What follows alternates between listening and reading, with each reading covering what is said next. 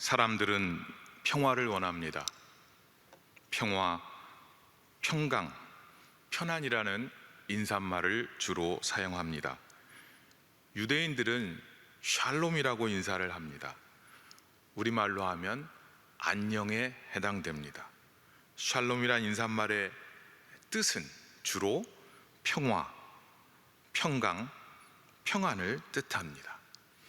안녕도 편안할 안자에 편안할 영자입니다. 아무 탈이나 걱정이 없는 편안한 상태를 안녕이라고 말을 합니다. 그런데 코로나19로 인하여 우리의 삶이 평안하지가 않습니다. 마음이 무너집니다. 삶이 힘듭니다. 사회적 거리두기로 안녕을 잃어버렸습니다. 한 심리학자는 이렇게 이야기를 합니다. 인간의 행복이란 사진 한 장에 담겨 있는 것과 같다. 우리가 블로그라든지 인스타그램이라든지 페북이라든지 이런 데 올리는 한 장의 사진에 보면 그 사진 가운데는 사람과 음식이 있다.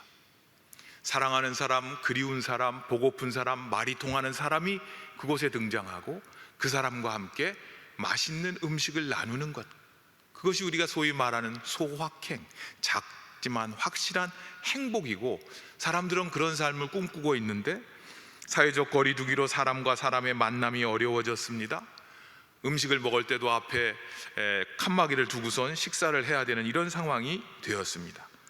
그래서 일상이 무너졌고 평안을 잃어버렸습니다. 그러나 이것은 우리만 겪는 것은 아닙니다.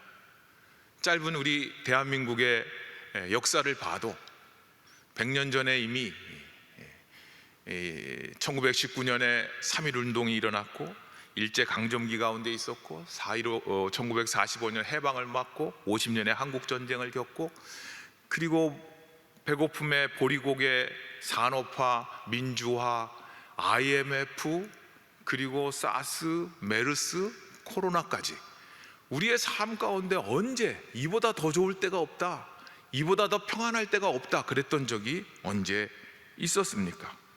심지어 우리의 믿음의 선배들은 이런 찬양도 불렀습니다. 이 세상에 근심된 일이 많고, 이 세상에 곤고한 일이 많고, 이 세상에 죄악된 일이 많다. 이 세상에 근심된 일이 많고, 그래서 참 평안을 몰랐고, 그래서 참 쉼이 없었고, 참 살만한 가치가 없는 죽을 일이 쌓여있는 삶을 살았다. 즉 안녕과 샬롬이 없는 삶을 살았다고, 그런 찬양이 우리 찬송가에 있습니다. 평안과 쉼이 없는 삶, 그 삶의 특징은 잠을 못 잔다는 것입니다. 여러분은 코로나로 인해서 일상이 망가져서 낮과 밤이 뒤바뀌어서 잠을 잃고 있지는 않습니까? 코로나19에 대처하는 면역력 키우기, 마음 돌보기의 1번은 청소하기, 아침밥 먹기, 비타민 C 먹기, 운동하기, 햇빛 쐬기 등등 다양한 얘기가 있지만, 면역력 키우기의 1번은 규칙적인 생활을 하고 푹 잠자기입니다. 충분한 수면이 그렇게 중요하다는 것입니다. 오늘 여기 잠을 자는 한 청년이 있습니다.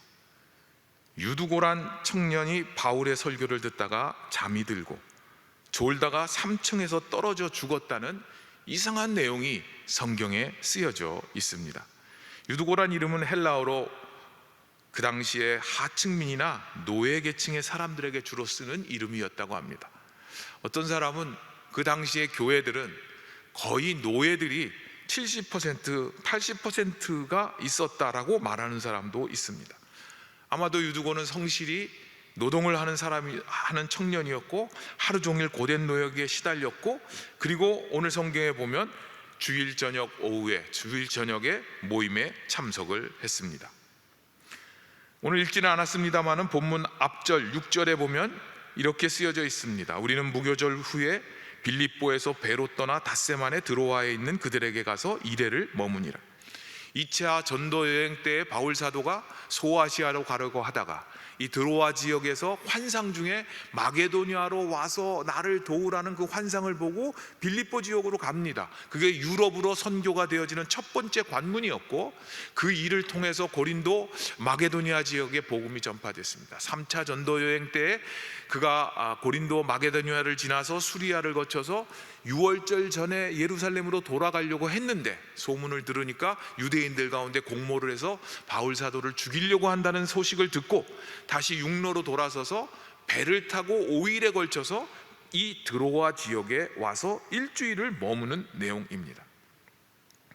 바울 사도는 일주일 동안 드로아에 머물렀습니다. 아마도 그가 유럽으로 진출했던 첫 번째 환상을 봤던 그곳을 다시 한번 돌아보고 싶은 마음이 있었을 것입니다. 그런데 그곳에 일주일 보낸 이유 가운데 하나는 무엇이냐 하면, 오늘 이 드로아가 등장하는 주일 저녁 집회에 참여를 해야 됐기 때문입니다. 일주일 머물렀다는 것은 지금으로 치면은 화요일 날 도착해서 아마 예전에 믿었던 사람들을 신방했을 것이고, 정식으로는 주일, 안식일이 주일로 바뀌는 초대교회의 모습, 예배 형성의 모습이 이 초대교회의 모습이 나타나고 있는데, 그 주일 저녁을 보내고 월요일 날 아침에 떠나려고 그런 계획을 가지고 일주일 동안 그곳에 머물렀습니다. 바울 사도는 아마 그의 일생에 다시는 드로아에 올 수 있을 거라는 생각을 하지 못했을 것입니다. 이제 마지막이었고 고별 설교였고, 그래서 밤 늦게까지 말씀을 전했고, 일하다가 늦게 와서 자리를 찾은 이 유두고는 앉을 자리가 없이 사람들이 꽉 차 있었고 등불이 많이 켜져 있었고, 일주일의 첫째 날이었으니까 고된 노역을 했을 것이고, 그래서 졸지 않고 말씀을 드리려고 어쩌면 창가에 앉았을지 모릅니다. 몇 년 전에 이리 신광교회를 방문한 적이 있습니다. 그때 교회가 건축을 하기 전이었는데 장 목사님께서 교회 조감도, 이제 새로운 교회 건축하는 그 조감도를 보여주시면서 얼마나 꿈에 부풀으셨는지 저한테 브리핑을 막 다 이렇게 조감도를 설명을 해주셨어요. 그리고 몇 년 지나서 교회 건축이 다 됐는데 제가 이제 감동받은 거는 축구장 3개가 들어갈 수 있는 넓은 대지라는 거예요. 갔더니 축구장이 정말 있었고, 교회가 잘 건축이 되어 있었는데, 교수님 몇 분하고 우리가 방문을 했는데 교회의 시설들을 쭉 설명하시다가 예배당 본당에 들어와서 이렇게 말씀하시는 거예요. 사람들이 꽉 이 본당에 차 있으면 산소가 부족하기 때문에 사람들이 졸음이 온다는 거예요. 그래서 매 15분마다 산소가 주입될 수 있는 시설을 갖췄다는 거예요. 지금 이 유두고는 그냥 좋은 게 아니고, 늦게 와서 피곤한 몸에 사람들 꽉 차 있고 등불 많이 켜져 있고, 그래서 안 졸려고 창가에 앉았는데 졸음이 왔습니다. 유두고는 잠을 잘 만한 많은 이유들이 있었을 것입니다. 그냥 단순히 정신줄 놓고 어리버리하다가 잠이 들었다, 그런 내용이 아닙니다. 또 만약에 그러려고 했다면, 억지로 끌려 나왔다면 그 자리에 나올 필요도 없었을 것입니다. 공기도 탁하고 사람도 많고 불은 피어져 있고, 그래서 어쩌면 드로아 지역에 일주일 바울 사도가 머물렀던 그 내용 가운데 요 내용 하나가 딱 들어가 있습니다. 그 얘기는 뭐냐 하면, 이 말씀을 통해서 우리에게 전달해야 할 메시지가 있기 때문입니다. 몇 가지 적용을 한다면 이렇게 적용할 수 있겠죠? 말씀을 듣는데 졸면 죽는다. 그럴 수 있습니다. 설교자가 너무 길게 설교해서는 안 된다. 이것도 되죠? 밤늦게까지 집회가 계속되어서는 안 된다. 그것도 맞는 말일 것 같습니다. 설교자가 재미없거나 전달력 부족으로 성도가 잠들게 해서도 안 된다. 여러 가지 우리가 적용을 할 수 있습니다. 바울 사도는 고린도서에 보면 이런 말씀이 있습니다. 고린도후서 10장 10절 11절에 보면, 그들의 말이 그의 편지들은 무게가 있고 힘이 있으나 그가 몸으로 대할 때는 약하고 그 말도 시원하지 않다. 바울 사도에 대해서 혹평하는 사람들이 있었습니다. 그들은 번역을 보면 말이 별로다, 말이 시원치 않다, 말 주변도 별로 없다, 그래서 바울이 전달을 잘못했을 것이다, 그래서 조를 쓸 수도 있죠. 여러분, 코로나19로 교육전도사 하기 힘드시죠?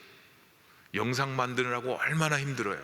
옛날에는 그냥 15분, 20분 아이들만 그리고 교사 몇 분만 있으면 됐는데 요즘은 부모님들이 다 모니터링을 해요, 영상을.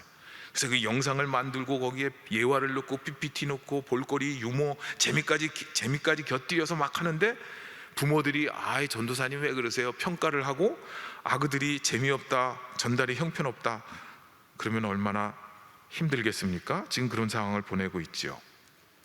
말씀을 듣고 배우겠다고 가던 길을 버리고 직장도 버리고 신학에 대한 갈급함과 목회에 대한 열정으로 신대원에 오신 여러분들이 있습니다. 오늘도 피곤한 몸을 이끌고 영상으로 채플에 참여하며 신학교에서 대학생활을 하는 것에 희망을 갖고 오신 대학생 여러분들도 있을 것입니다.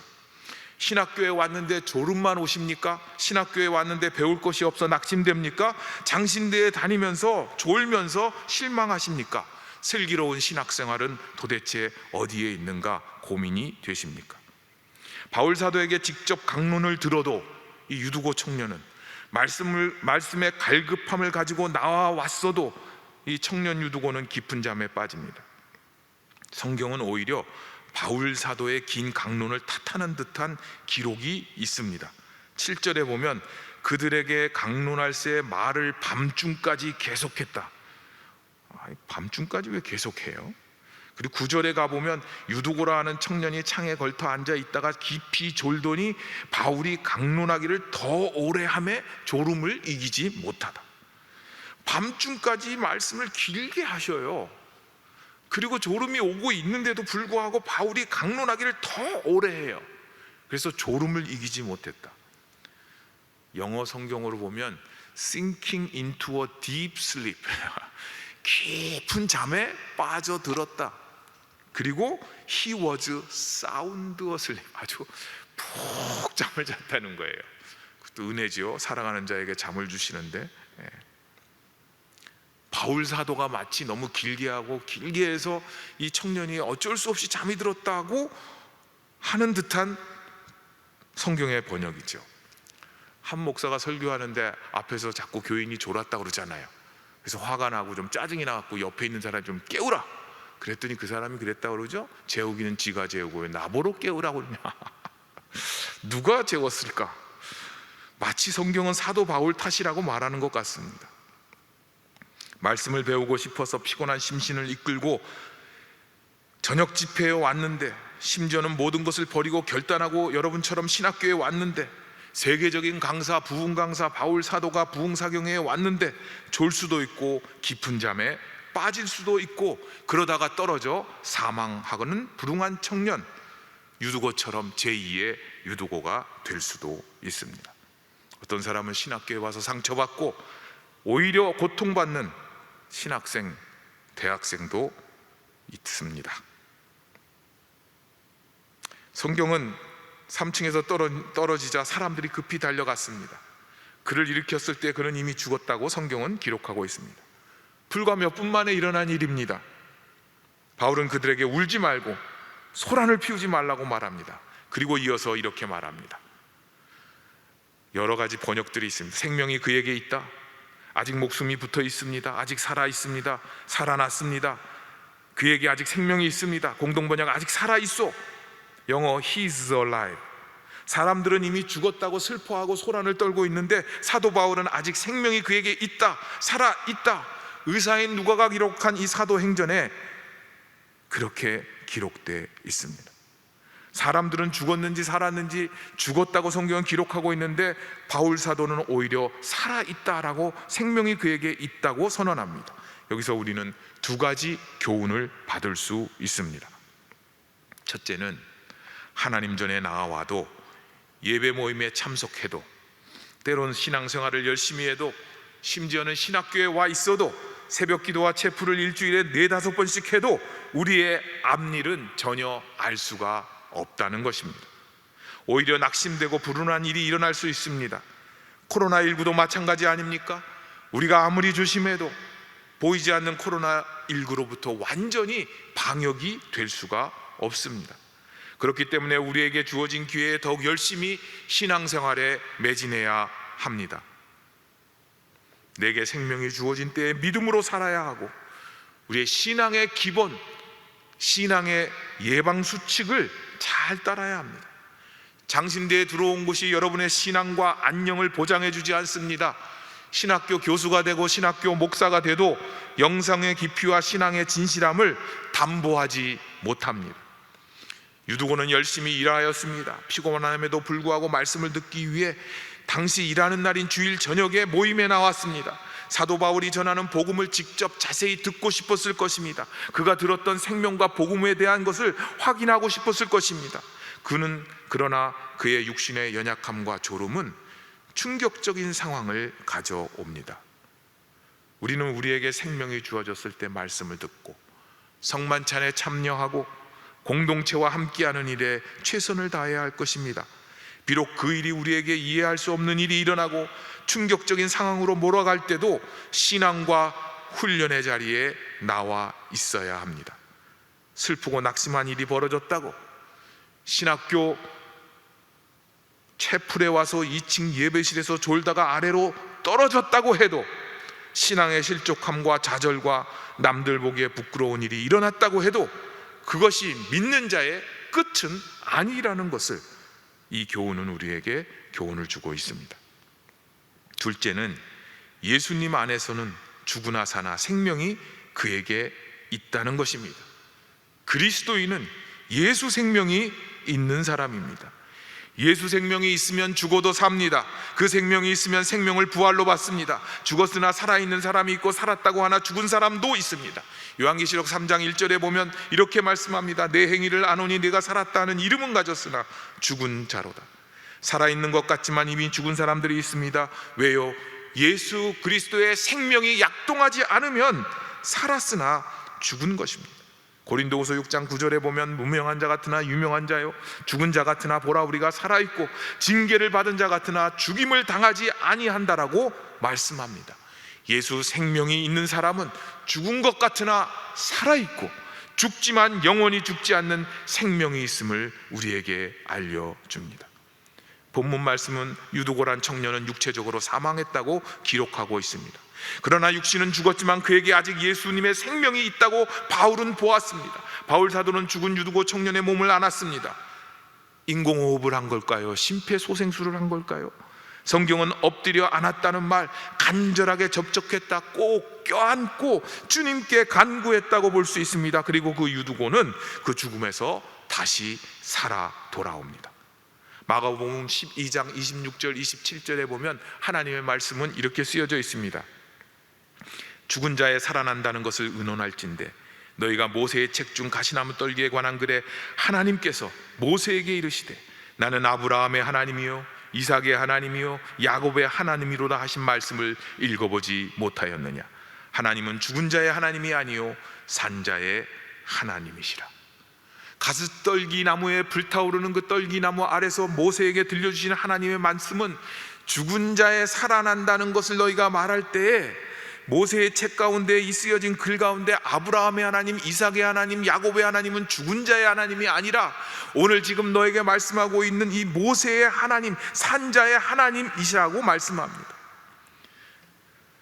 그 영혼이 살아있는 자, 그러한 사람의 하나님, 살아있는 자의 하나님이시라고 우리에게 말씀합니다.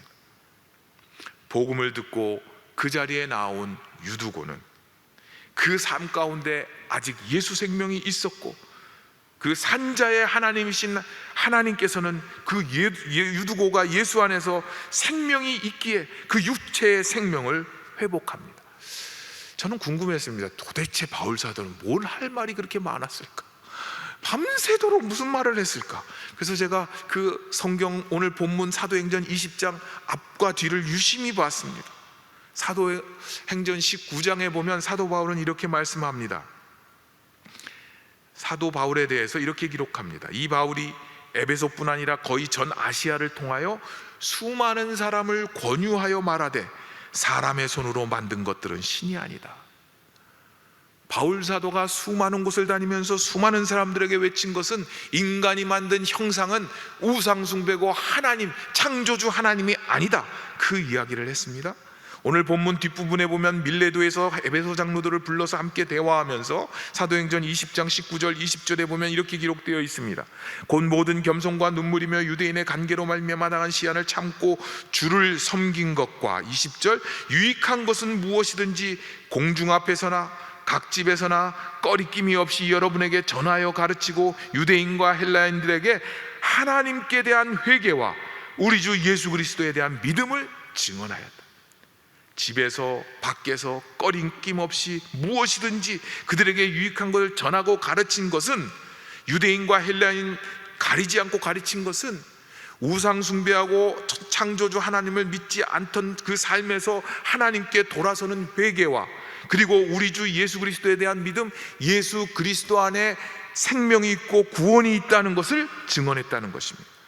20장 23절 뒷부분에 가보면 내가 달려갈 길과 주 예수께 받은 사명 곧 하나님의 은혜의 복음을 증언하는 일을 마치려 하면은, 25절 내가 여러분 중에 왕래하며 많은 곳을 다니면서 하나님 나라를 전파하였으니, 바울 사도가 밤새도록 이 드로아 성도들에게 전달하고 마지막 고별 강론을 했던 내용은 무엇일까? 하나님은 손으로 만든, 인간이 만든 분이 아닙니다. 하나님은 창조주 스스로 계신 하나님이십니다. 그 하나님께로 돌아오지 못한 것을 회개해야 됩니다. 그리고 하나님께서는 돌아올 수 있는 길을 은혜로 복음으로 우리를 예수 그리스도를 주셨기 때문에 예수 그리스도의 은혜의 복음으로 우리는 구원을 받습니다. 그리고 그 구원받은 자들에게는 하나님의 나라, 하나님의 통치, 하나님의 다스리심이 이루어집니다. 그 일을 위해서 나는 생명조차 조금도 귀한 것으로 여기지 않습니다 라고 이야기를 했습니다. 이런 말씀들을 전하였던 이 바울이 가르쳤던 그 말이 유두고의 생명이 살아남으로 그 말씀이 확실한 말씀이고 능력의 말씀임을 증명하고 있는 것입니다. 우리의 삶의 부끄러움은 무엇이 있습니까? 말로는 전하지만 삶으로 나타나지 않는 것 아닙니까? 로마서 1장 16절 말씀, 내가 복음을 부끄러워하지 아니하노니 이 복음은 모든 믿는 자들에게 주시는 하나님의 능력이 됨이라. 유대인에게요 헬라인에게로다. 복음에는 하나님의 의가 나타나서 믿음으로 믿음에 이르게 하나니 기록된 바 오직 의는 믿음으로 말미암아 살리라. 복음이 부끄럽지 아니한 것은 믿는 자들에게 주시는 하나님의 구원의 능력이 나타났다. 죽은 유두고가 살아났다는 것은 바울 사도가 전했던 그 복음의 말씀이 능력의 말씀이고 생명의 말씀이고 살아있는 말씀이라는 것을 유두고의 살아난 삶을 통해서 우리에게 증명했다는 것입니다. 그리고 그 결과가 어떻게 됩니까? 사도행전 20장 11절 11절에 올라가 떡을 떼어 먹고 이제 성만찬 했죠. 오랫동안 곧 날이 새기까지 이야기하고 떠나니라. 저는 바울 사도가 참 대단한 사람이라고 보여져요. 밤새도록 얘기하고 또 밤중까지 더 얘기하다가 떨어졌는데 그걸 또 다시 살려내고 데려와서 성만찬 했으면 이제 끝해야지, 또 새벽이 될 때까지 계속 이야기를 해요. 무슨 이야기를 해요? 은혜의 복음, 하나님의 나라. 어떻게 보면 우리가 좀 이해하기 어려운 복음에 대한 열정으로 직진 인생을 살았던 바울 사도의 모습에서 우리는 큰 도전을 받습니다. 살아난 이 청년 유두고로 인하여 그들의 슬픔과 충격에서 성경은 뭐라고 말합니까? 사람들이 살아난 청년을 데리고 가서 적지 않게 위로를 받았다. 위로라는 단어는 곁으로 부른다, 그런 뜻입니다. 복음에 접촉하는 사람, 예수 곁으로 사람들을 부른다. 다가오는 사람들이 늘었다. 요즘 사회적 거리두기로 다가오지 말라고 그러는데 예수를 주로 고백하는 참 생명임을 고백하는 사람들, 그 사람들이 위로를 받았다. 그 주님 곁으로 가까이 다가오게 했다. 그것으로 큰 용기와 힘을 얻게 됐다라고 성경은 기록하고 있습니다. 빌리 그레이엄 목사님의 사모님이신 루스벨 그레이엄은 제가 자주 인용하는데 성도를 이렇게 정의했습니다. 성도란 예수님을 믿기 쉽게 만드는 사람이다.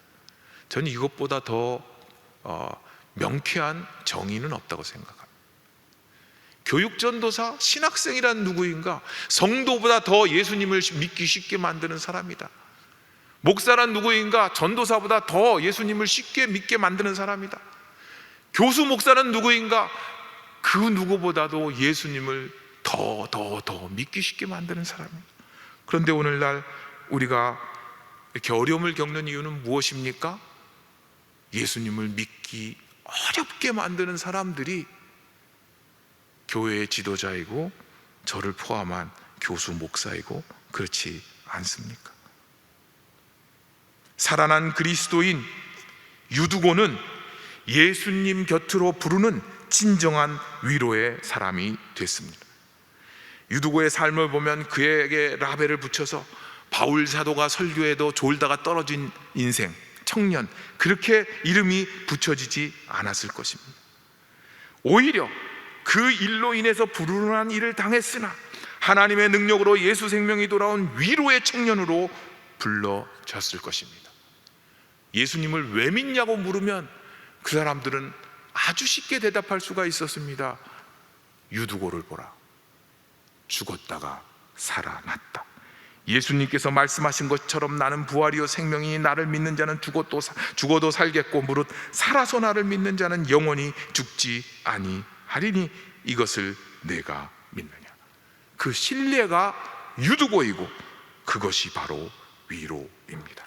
유두고를 보라, 살아난 청년을 보라. 제가 열심히 자료를 찾았지만 유두고의 삶은 그 이후에 성경 어디에도 그리고 다른 야사에도 별로 찾아볼 수가 없습니다. 그렇지만 그는 일생 동안 그의 삶으로 예수님이 부활이며 생명이심을 증명하며 믿는 자들을 위로하며 살았을 것입니다. 유두고 청년은 바울 사도가 말씀을 강론하는데도 졸다가 3층에서 떨어진 청년, 떨청 이렇게 이름이 붙여진 게 아니고 떨어졌으나 다시 살아난 청년, 떨살청, 떨어졌으나 살아난 청년, 복음의 능력, 예수 생명의 증인이 된 유두고 청년이라고 불렸을 것입니다. 그의 죽음에서 살아난 것으로 그를 통해 사람들에게 위로를 줍니다. 예수님 곁으로, 교회 공동체 곁으로, 성도의 삶 곁으로 성도들이 다가오게 됩니다. 유두고의 이름의 뜻은 복, 다행이다, 행운이다, 이런 이름의 뜻을 갖고 있습니다. 그의 삶에 복이 임합니다. 복이 그를 통해서 예수 그리스도의 복음이 증거됩니다.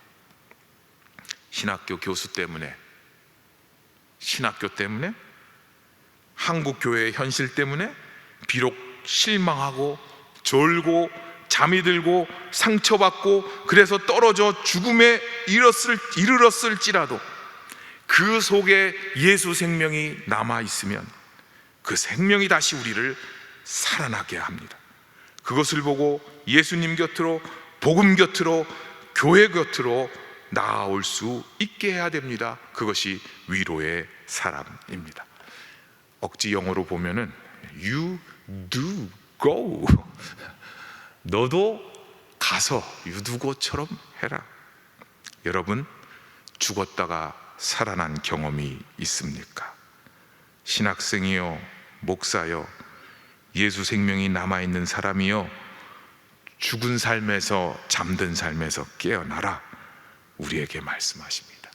그 삶으로 위로, 예수님 곁으로 부르는 그런 신학생, 그런 장신대, 그런 신앙 공동체, 그런 삶으로 너도 You do go, 우리를 그 삶으로 초청합니다. 함께 기도하겠습니다. 우리를 불쌍히 여겨 주옵소서. 하나님의 말씀에 대한, 한국 교회에 대한 열정과 사랑이 있다고 하면서도 잠이 들어가고 있는 우리의 삶을 불쌍히 여겨 주옵소서. 그러나 우리 속에 있는 예수 생명이 불타오르게 하여 주옵소서. 다시 살아나게 하시고, 그래서 우리의 삶을 통하여 예수 그리스도의 복음의 능력이 주님 곁으로 사람들이 다가올 수 있는 그런 유두고 같은 삶이, 위로의 삶이 되게 하여 주옵소서. 예수님의 이름으로 기도합니다. 아멘.